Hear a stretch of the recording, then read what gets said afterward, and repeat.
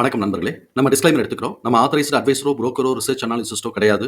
நம்ம இங்க பேசக்கூடியது எல்லாமே தகவலா மாத்திரமே பார்க்கப்பட வேண்டும். இது யாருக்கும் முதலீடு சம்பந்தமாகவோ, பங்குகள வாங்கவோ, விற்கவோ நம்ம எந்த ஆலோசனையும் கொடுக்கப்படல. எல்லா தொழில்லயும் ரிஸ்க் இருக்கும். ரிஸ்க்க புரிஞ்சுட்டு எச்சரிக்கையோட தொழில் செய்யும்போது எல்லாமே நல்லா இருக்கும். நம்மள ஆதரிக்கிற அனைத்து நல்ல உள்ளங்களுக்கும் நன்றி. வளமுடன் வாழ்க. வணக்கம் நண்பர்களே. நம்ம ஆனுவலைஸ்டு அனாலிசிஸ் பார்த்துட்டு வரோம். அந்த வரிசையில இப்ப நம்ம பார்க்கக்கூடியது ஆமரன் கார்ப்பரேஷன்.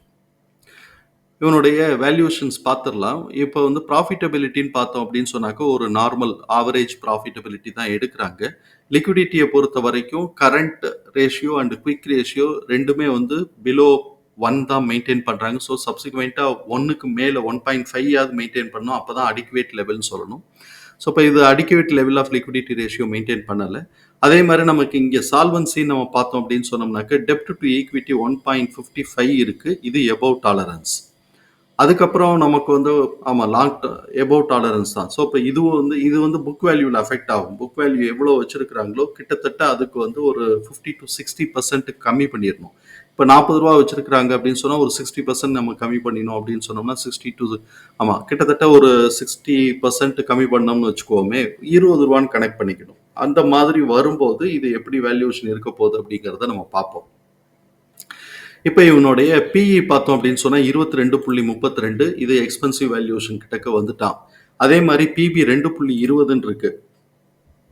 லிட்டரலா பார்த்தா சப்சிக்வெண்டா குரோத்துக்கான ஆப்பர்ச்சுனிட்டி இருக்குன்னு இருக்கும். ஆனா அங்க டெப்ட் டு ஈக்விட்டி பார்த்தோம்னா 1.55 இருக்கு. அதுல 60-70% புக் வேல்யூ அது எக்ஸஸா இருக்கிறத 60-70% புக் வேல்யூ நம்ம கழிச்சிட்டோம்னு வச்சுக்கோமே, 70%ன்னு வச்சுக்கலாம். பட் நம்ம ஒரு ஈஸி கால்குலேஷனுக்கு 17 வச்சுக்கலாம். 40 நீங்க போட்டுக்கலாம்.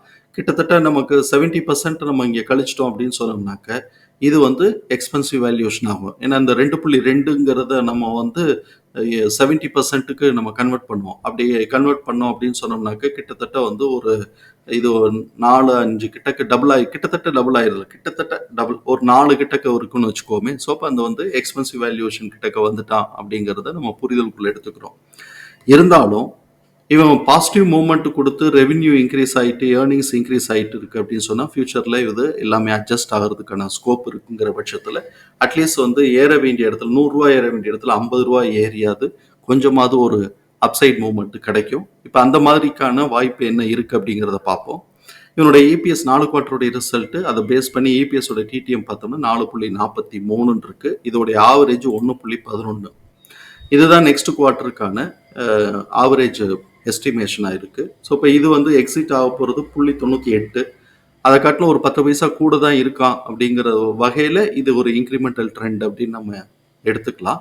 அதே சமயத்தில் நமக்கு பார்த்தோம் அப்படின்னு சொன்னால் இந்த ஆவரேஜே வந்து ஆவரேஜ் எஸ்டிமேஷனையே அவன் வந்து ஒவ்வொரு குவார்ட்டர்லையும் எடுக்கிறான் அப்படின்னு சொன்னால் ஒரு 2 குவார்ட்டர் 3 குவார்ட்டருக்கு இது வந்து பாசிட்டிவான விஷயத்தை தான் பாசிட்டிவான ட்ரெண்டை தான் காட்டுது. இபிஎஸோட டிடிஎம் ட்ரெண்டு பாசிட்டிவாக இன்க்ரிமெண்டல் ஆர்டர் தான் காட்டிகிட்டு இருக்கு. அந்த வகையில் இவன் வந்து ஒரு 3 குவார்ட்டருக்கு மேலே அவன் வந்து ஆவரேஜாவது எடுக்கணும், மினிமம் ஆவரேஜாவது எடுக்கணும். அதுக்கப்புறம் வந்து அதிரி புதிரியாக கூட எடுத்தால் தான் இது வந்து சரியா இருக்குங்கிறத நம்ம புரிதலுக்குள்ள எடுத்துக்குவோம். இப்போ நமக்கு வந்து இந்த ஆஸ்பெக்ட்ல இப்போ இருக்கக்கூடிய இபிஎஸோட டிடிஎம் அப்படிங்கிற லெவலில் இவனுடைய ப்ரைஸ் ரேஞ்சு நார்மல் ட்ரேடிங் பிஹேவியரில் இவனுடைய ப்ரைஸ் ரேஞ்சு ரூ. 95 134. ரூ. 95 கீழே உடைச்சான் அப்படின்னு சொன்னாக்க ரூ. 81 78 இடத்துல சப்போர்ட் எடுக்கணும். அதை கீழே உடைச்சிட்டான்னா பெரிஸ் ட்ரெண்டு ரூ. 52 வரைக்கும் எங்கே வேணும்னாலும் இறங்கலாம். அதை காட்டிலும் கீழேயும் கூட ரூ. 22 வரைக்கும் கூட இறங்கலாம். 39 உடைச்சிட்டான்னா ரூ. 22 வாய்ப்பு இருக்குங்கிறத நம்ம புரிதலுக்குள்ள எடுத்துக்குவோம். நமக்கு எக்ஸ்போனன்ஷியலில் கிடைச்சிருக்கக்கூடிய ப்ரைஸ் ரேஞ்ச் எல்லாத்தையும் நம்ம வந்து சார்ட்டில் மார்க் பண்ணியிருக்கிறோம். சார்ட்டில் வந்து நமக்கு கிடைக்கக்கூடியது கீழே இருந்தே எடுப்போம். S2 வந்து 32லேருந்து 34, S1 72லேருந்து 76, S1க்கும் S2க்கும் நடுவில் மிட் பாயிண்ட்டு 49 to 52. இவன் வந்து இப்போ வந்து பிபின்னாக்க பிரேக் பாயிண்ட்டு. இந்த பிரேக் பாயிண்ட்டு நம்ம பாட்டம், பிரேக் பாயிண்ட்டு இது வந்து ஹை அப்படின்னு வந்து வச்சுருப்போம். ஸோ இப்போ இங்கே வந்து பார்த்தோம் அப்படின்னு சொன்னோம்னாக்க பிபியோட பாட்டம் 102லேருந்து 105, பிபினா பிரேக் பாயிண்ட் 138லேருந்து 143, பிரேக் பாயிண்டோட ஹை வேல்யூங்கிறது 182லேருந்து 188. இந்த பிரேக் பாயிண்ட் ஜோனை உடைச்சு போறான்னாக்க R1 235லேருந்து 242.